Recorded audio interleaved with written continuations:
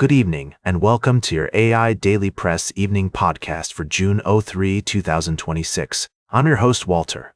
In the Middle East, tensions remain high as multiple countries navigate complex relationships and interests.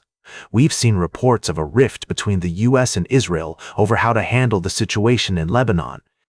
In Armenia, the country is gearing up for a critical election that could significantly impact its relations with Russia and the European Union.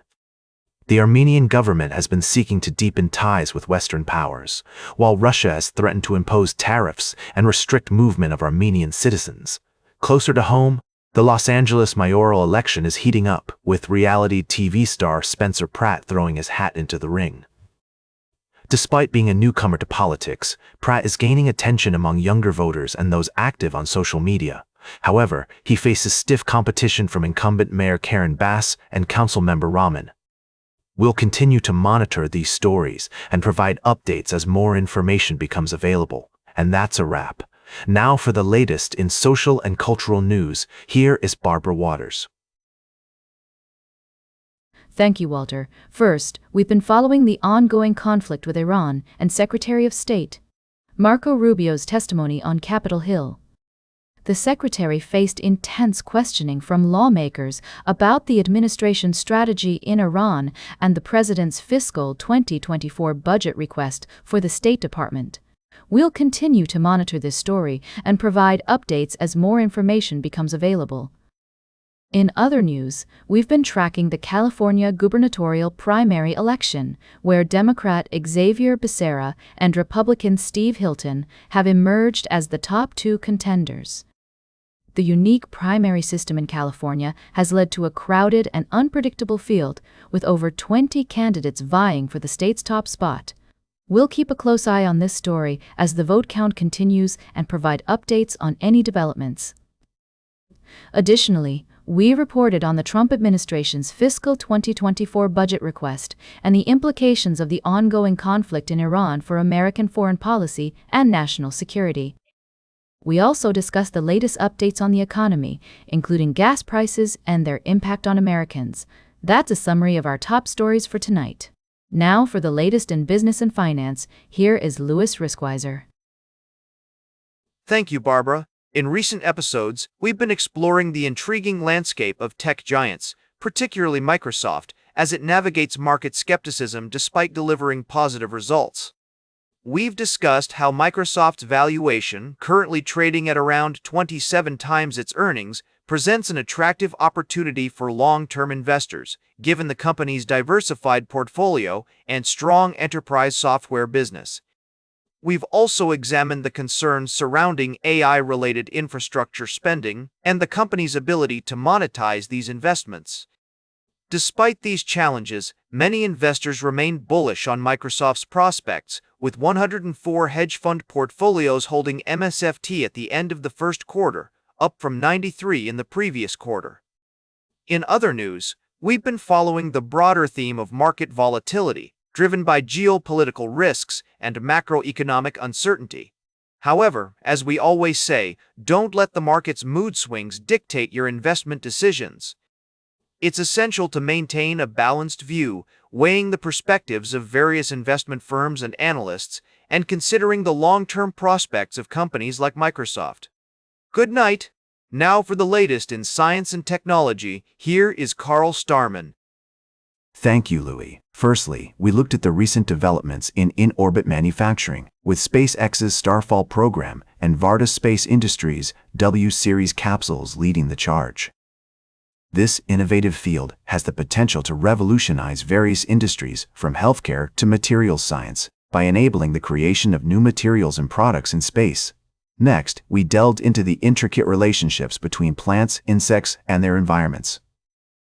A remarkable study published in Science Advances revealed that certain plants, such as bean plants, have developed complex defense mechanisms to protect themselves against herbivorous insects.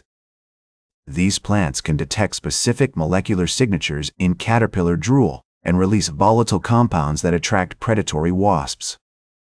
Lastly, we touched on the challenges faced by SpaceX's re-entry vehicle testing, with the company planning to launch its Starfall capsules into orbit and recover them from the Pacific Ocean.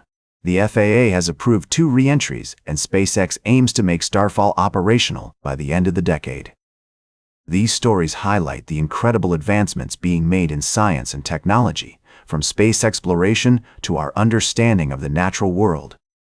As we continue to push the boundaries of what's possible, we're reminded of the importance of innovation, critical thinking, and scientific literacy. Good night.